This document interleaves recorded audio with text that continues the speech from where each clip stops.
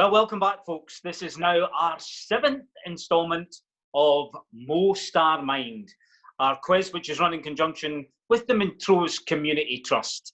And our victim this evening, maybe that's a bit harsh, number 7 up, is the one, the only, Mr. Russell McLean. Woo! All right, Ross, how are we? Good, Rusty. How you getting on, mate?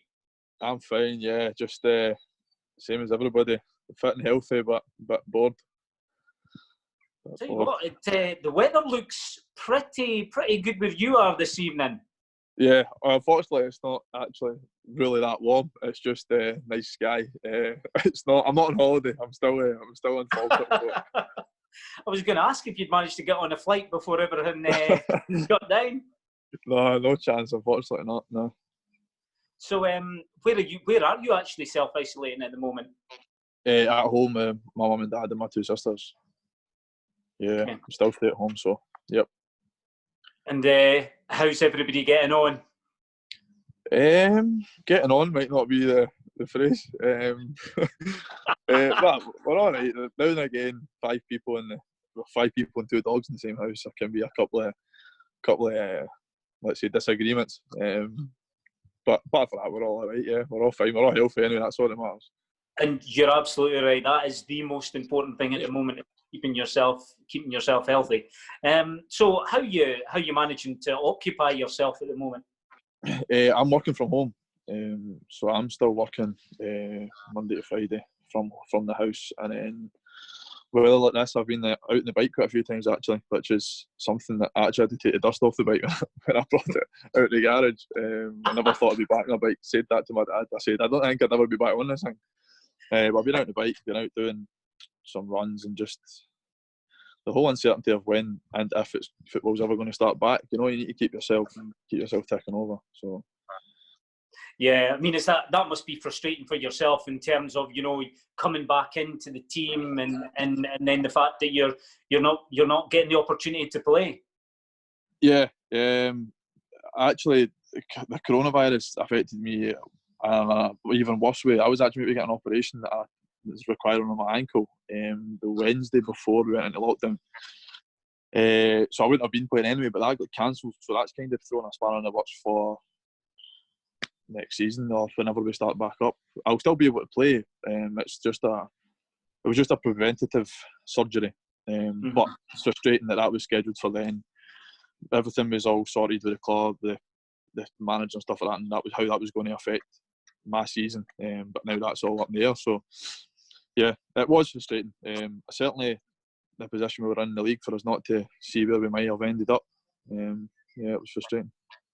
Yeah, and of course you'll just have to wait and see when they can come back to you in terms of your operation. It's a who knows, eh?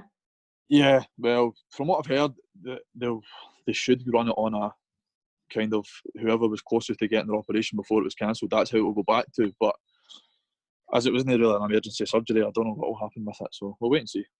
Time will tell. And the fact that you're working from home, do you think that routine is helping you a bit in terms of coping with how things are at the moment? Yeah, I mean, my 2 sisters, they're not working at the moment, so they're kind of getting up whenever they want and going to their bed at ridiculous times in the morning, which is what I would be doing if I wasn't working. So it's kind of keep me a bit disciplined, and it's getting me up, and I suppose you could say get me up and get me active, whereas I probably would just lie in my bed all day. So I'm getting up, I have to get up, I have to work, which then makes me go out and do something, because I would think if you don't get out of the house, then you're just going to go demented. Yeah, I think that's at this precise moment of time. It's one of the more worrying things, is the fact that people are starting to suffer a wee bit more by not being able to get out and not having that routine in their life anymore. Yeah, definitely. It is that way. Every day is rolling into one, and it's kind of like, again, it's the uncertainty that I think is getting to a lot of people. It's actually starting to get to me, having to think that what you're going to do and what you're going to do to keep yourself occupied, and it's just not knowing when this is going to end. You know, you can't plan. There's no planning involved. So yeah, it's a very, very difficult time for everyone, really. Yeah, exactly. Everybody's in the same boat. Yeah. Yeah, none we've ever experienced before. That's for sure. hopefully won't experience it again. No, you're right. Yeah. I think we're all in agreement with that. Obviously, thanks for volunteering to do this tonight for the Community Trust. I'm just going to take a moment to highlight one of the things that these guys are doing in Montrose, the community of Montrose at the moment. And they want me to start by saying a massive thank you to everybody in Montrose who's already donated to the food bank. Or what they ask is that if you do manage to have some spare food that you can donate, contact the club. They'll pick it up from your doorstep, and then they'll take it to the food bank. And like I say, they're really appreciative of everybody who's already done that. But quite clearly, we're still talking about being in lockdown for a number of weeks yet. And so there are a lot of people out there that require some food and require our help. So if you can still donate or haven't done so yet and would like to, please just get in contact with the Trust, and they'll organise to collect the food and distribute it to the food bank. I mean, you know the guys that are there. I mean, the work they're doing is absolutely tremendous, eh? Yeah, it's voluntary, and at this time, a lot of people would say, I'm not going out, not wanting to be in contact with people, so it's brilliant what they're doing. Suppose they are putting their own health on the line and doing this kind of stuff, being in contact with people who they don't know what they've got, they don't know what they could potentially pick up, but they're doing it with the goodness of their heart and for the community, which is brilliant. Yeah. To be fair, I think you're the first one who's actually touched on that, the fact that they are going out there and putting themselves at risk to make sure that other people are getting what they require. So again, these guys are doing a tremendous job for us. Yep, definitely. Okay, right, pal. Here we go. Have you seen some of the other efforts so far? Yeah, I've seen a few efforts. I've seen the two hairy fullbacks. I watched the other ones. I was quite surprised. With wee Cammy. As Steve just said, he doesn't come across as being very intelligent, but well, I suppose in this relegation intelligence, he could have been guessing. But yeah, I'll not mention Winker. I'll not mention him. He is still bottom of the pile. He is still rock bottom. Yeah, I don't want to tempt fate. You could have been stitched up here. You could have been stitched up. So.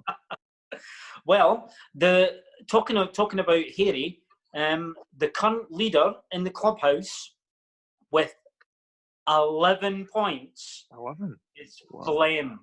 Flem got 11 points. Jeez, he would have been my guess for being down the bottom, to be honest. Flem. Who knew? Wow. He's basically anything that anybody says about goalkeepers has now just been blown totally out of the water. Yeah. Well, Aaron will need to back it up. Well, we'll need to back it up. Do you think he's going to be a lot less than 11? Is that what you're saying? I don't know. I can't tell with these goalies. They're a strange breed. I don't know. Are you going to tempt fate and give us an idea how many you think you're going to get? If I can beat Cammy, I'll be all right with that. So that I've got the bragging rights in the car on the way up to training and games. Okay, so you're looking for more than 4 points if you can. Yeah, which isn't very good. To be fair, I should be aiming higher. But if I can beat him, that's what it matters. So I don't get a slagging in the car. Well, I'll give you the basic rules. They're very simple. You have got 90 seconds to try and answer as many sport-related questions as you possibly can. If you pass, that's fine. I'll give you the answers at the end. If you give an answer and it's wrong, I'll give you the correct answer before we move on to the next question. And when the bell rings, if I've already started the question, then I'll finish the question off and you get an attempt at answering it. So, how you feeling, Rusty? You ready to go for this? Let's do it. Okay, pal. Your 90 seconds start now.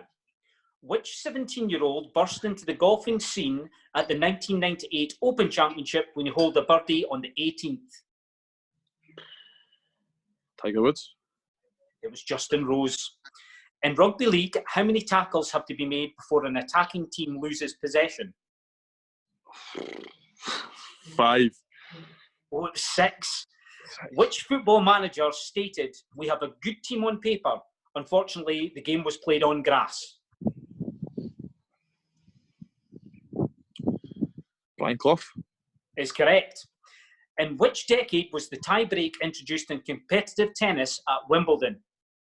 Oh, pass. Whose ear, did Mike Tyson bite off during his rematch for the heavyweight title? Oh, pass. Name America's most famous motor race first held in 1911. Pass. Wow, I'm having a nightmare What here. term is used to describe the main group of cyclists in the Tour de France? Pass. If an Australian cricketer refers to his baggy green, what is he talking about? Cap.